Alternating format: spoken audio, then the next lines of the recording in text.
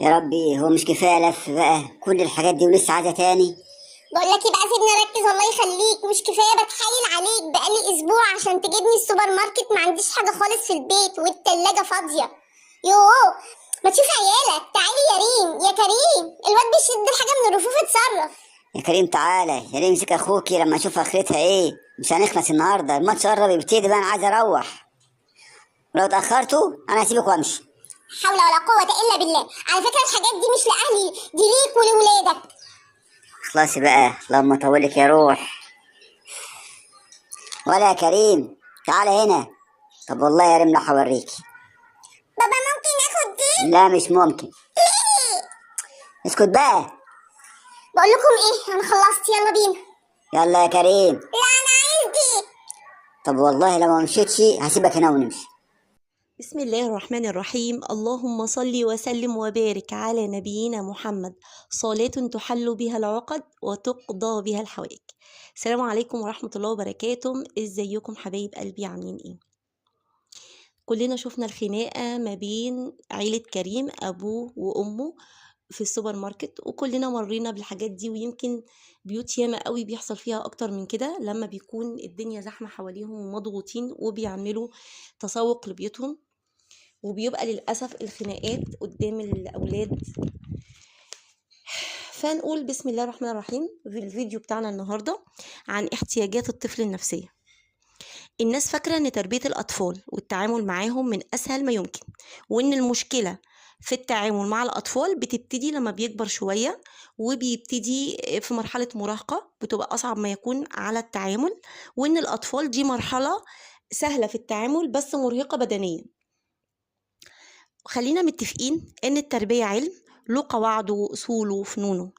احنا في زمن كل حاجة لها علمها وقواعدها، يعني لا يمكن اروح احط عربيتي اللي هي في النهاية مجرد حديدة في ايد حد مش فاهم عشان يصلحها لي. لا، ده انا هشوف امهر ميكانيكي وهروح له. وولادنا مش اقل من عربيتنا، لازم نتعلم وندرس ازاي نتعامل معاهم.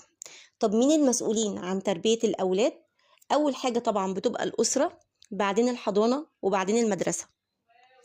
مش عايزين نبقى بنبذل مجهود كبير اننا نتعلم فنون التعامل مع التكنولوجيا، وبنتعلم ازاي نتعامل مع الاجهزة الالكترونية الحديثة، ومع ذلك احنا بنهمل التعامل مع فلذات اكبادنا ومستقبل البشرية اللي في ايديهم، اللي احنا بنضيعه بالتعامل السيء مع الاطفال. الاطفال وتربيتهم اهم من اهم حاجة غيرهم. يبقى اننا نفهم نفسية الاطفال دي اهم حاجة عشان نعرف نتعامل معاهم، وإننا نكون عارفين إن الأطفال محتاجين إيه عشان نطلع للمجتمع إنسان سوي سليم، مش بس عقليا ومش بس بدنيا، لأ وسليم نفسيا. ربنا أقسم بالنفس وقال ونفس وما سواها، لأن النفس دي آية من آيات الله عز وجل.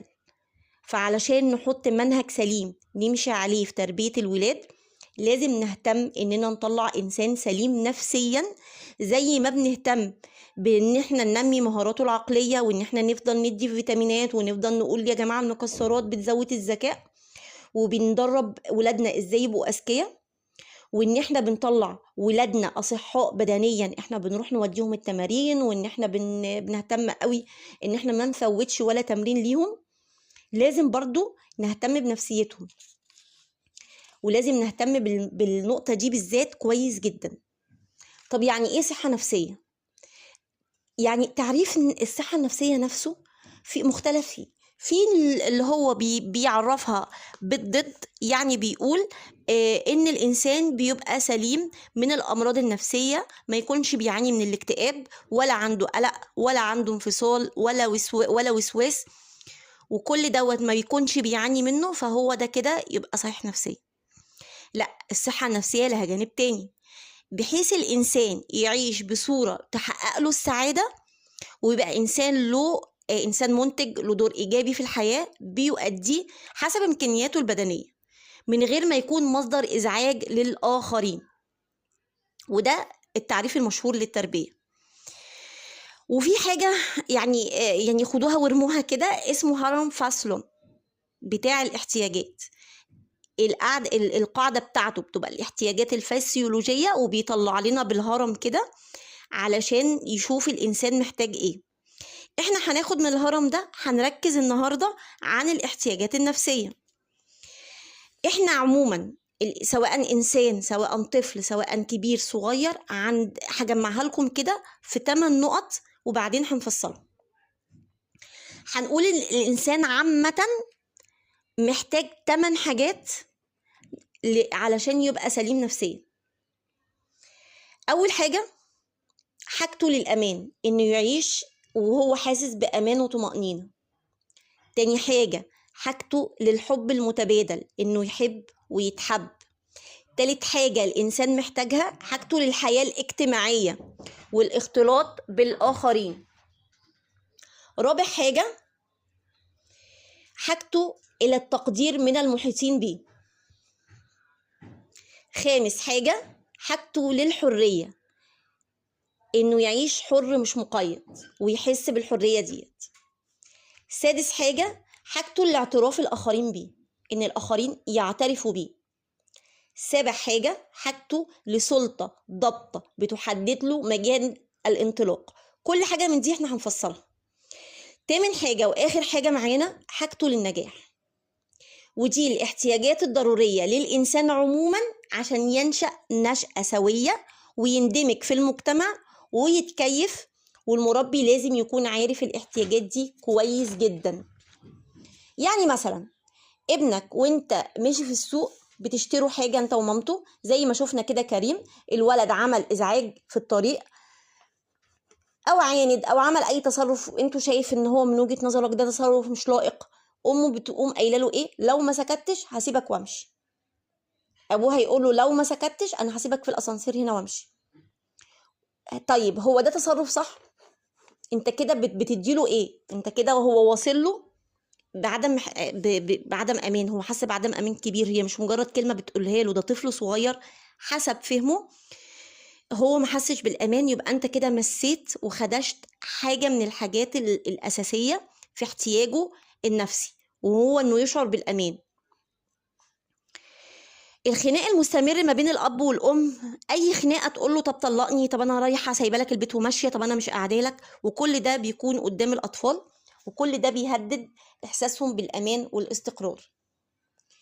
فلو احنا فهمنا فعلا احتياج الاطفال هنعرف نظبط سلوكنا احنا علشان ما نصدر لهمش حاجه تمس احتياجهم النفسي.